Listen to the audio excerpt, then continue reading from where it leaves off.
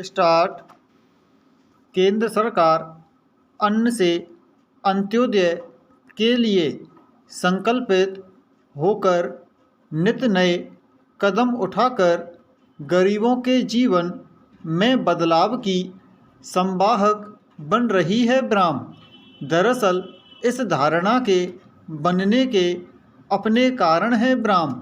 Covid महामारी के दौरान केंद्र सरकार ने जो कदम उठाए उनकी वैश्विक स्तर पर प्रशंसा की गई ब्राह्म। अब केंद्र सरकार ने एक बार फिर प्रधानमंत्री गरीब कल्याण अन्न योजना की अवधि 1 वर्ष के लिए बढ़ा दी है ब्राह्म। देश में मौजूदा परिदृश्य को देखते हुए यह एक स्वागत योग्य कदम है, लेकिन इसके संदर्भ में कई सवाल भी उपज रहे हैं जिनका हल ढूंढने की दिशा में सरकारी तंत्र को प्रयास करने होंगे ब्राह्म। 2023 में देश के 9 राज्यों में विधानसभा चुनाव हैं और बीते 1-2 वर्षों में यह देखने में आया है कि अन्न योजना से लाभ परोक्ष रूप से चुनावों में उठाया गया है ब्राह्म। ऐसे में पहला सवाल यही कि क्या चुनाव जीतने का आधार अन्न योजना बन रही है या फिर वास्तविक रूप से अंत्योदय की राह पर हमारा देश बढ़ रहा है। प्रश्न यूँ जिस देश में 81 करोड़ लोग सरकार की ओर से मुहैया कराए जा रहे अनाज पर जीवन निर्वाह करने को विवश हों, तो सवाल है कि उनकी अन्य मूलभूत आवश्यकताएं कैसे पूरी होती होंगी ब्राह्म। केवल अन्न से किसी का जीवन व्यवस्थित नहीं गुजर सकता ब्राह्म, यह हम सभी भली भांति समझते हैं ब्राह्म। एक परिवार को पेट भरने के लिए अन्न और सिर ढकने के लिए छत मूलभूत आवश्यकता है, लेकिन शिक्षा, स्वास्थ्य और अन्य ज़रूरतों को भी दरकिनार कर के नहीं देखा जा सकता है ब्राह्म। पैरा वर्तमान समय में देश का सरकारी तंत्र आज़ादी के अमृतकाल में आगे बढ़ रहा है ब्राह्म, लेकिन जब देश की आम जनता सरकार की ओर से मिल रहे कुछ अनाज में ही अपना अक्स देखने लगती है, सरकार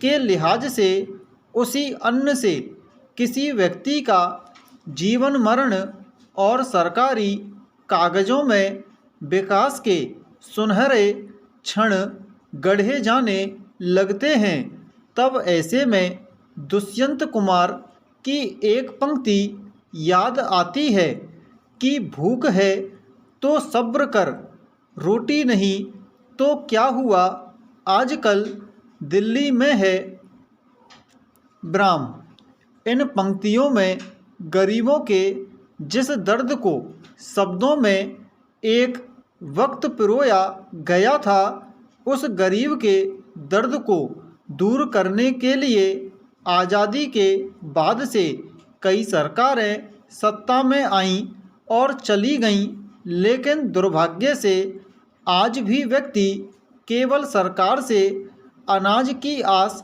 लगाकर ही बैठा है ब्राह्म। 21वीं सदी में जब देश अर्थव्यवस्था के मामले में विश्व का नेतृत्व करने की दिशा में बढ़ने की सोच रहा है, मंगल या चांद पर जाने की चर्चा हो रही है, तब देश की सरकार 81.35 करोड़ लाभार्थियों को निःशुल्क अनाज देकर ही अपने कर्तव्यों की इतिश्री समझ रही है ब्राह्म। यह पक्ष वेदना से भर देने वाला है ब्राह्म। पैरा फिलहाल हमारा देश कुपोषण की समस्या से भी जूझ रहा है ब्राह्म। कोरोना के कारण बेरोजगार हुए 12.5 करोड़ से ज़्यादा लोग दोबारा काम पर नहीं लौटे ब्राह्म। बेरोजगारी और महंगाई आए दिन बढ़ती जा रही है ब्राह्म। ऐसे में कुछ किलो मुफ्त अनाज के माध्यम से कैसा भविष्य बनेगा ब्राह्म। जिस देश की आधी से अधिक या अधिसंख्य आबादी सिर्फ सरकारी अनाज के सहारे जीवन निर्वहन को विवश हो, उसके विश्व गुरु बनने की चाहत एक कल्पना से अधिक मालूम नहीं पड़ती ब्राह्म। इसके अलावा रहनुमाई तंत्र की नीति की उपयोगिता आने वाले वक्त में साबित हो पाएगी ब्राह्म। इसका कारण यह है कि समर्थन में मत हासिल करना ही लोकतंत्र का असली मकसद नहीं होता ब्राह्म। लोकतंत्र में लोक पहले आना चाहिए, लेकिन यहाँ 35 किलो अनाज देकर अपनी जिम्मेदारी पूरी समझ ली जा रही है ब्राह्म। केंद्र सरकार अपनी पीठ मुफ्त अनाज योजना को अन्न से अंत्योदय बताकर थपथपा सकती है, लेकिन इसका मतलब आमजन को भी समझने की आवश्यकता है ब्राह्म। खासतौर पर ऐसे समय में जब दूसरे दलों को नसीहत दी जाती है कि मुफ्त की सियासत को विराम दिया जाए ब्राह्म। फिर मुफ्त अनाज को चुनावी वर्ष में बांटने को किस नज़रिए से देखा जाना चाहिए प्रश्न। इसके बावजूद यह पहलू अहम है कि संकट के समय में सरकार अपनी ओर से लोगों की हर संभव मदद कर रही है ब्राह्म। पैरा पिछले दिनों जब विधानसभा के चुनाव हिमाचल और गुजरात जैसे राज्यों में संपन्न हुए, तब यह निष्कर्ष निकलकर सामने आया कि इन राज्यों में आधी से अधिक आबादी मुफ्त अन्न योजना के अंतर्गत आती थी ब्राह्म। दरअसल पार्टियों और नेताओं के बीच छवि गढ़ने की कोशिश हो रही है, जिसमें पीछे रहने को कोई तैयार नहीं ब्राह्म। भले गरीबी किसी की मौत की वजह बन जाए ब्राह्म, यह लोकतंत्र में कैसे चल सकता है प्रश्न। हाल ही में संपन्न चुनावों की बात करें तो जिस गुजरात मॉडल का प्रचार वर्षों से चला आ रहा है, वहाँ की 53.5% आबादी अन्न योजना के अंतर्गत आती है ब्राह्म। क्या इसे महज कागजों में अच्छे दिन की संज्ञा दी जाए प्रश्न। सच यही है कि गुजरात जैसे राज्य में भी 35 किलो सरकारी अनाज ही आधी आबादी से अधिक का आधार है ब्राह्म। कमोवेश यही हाल कई अन्य राज्यों का है ब्राह्म।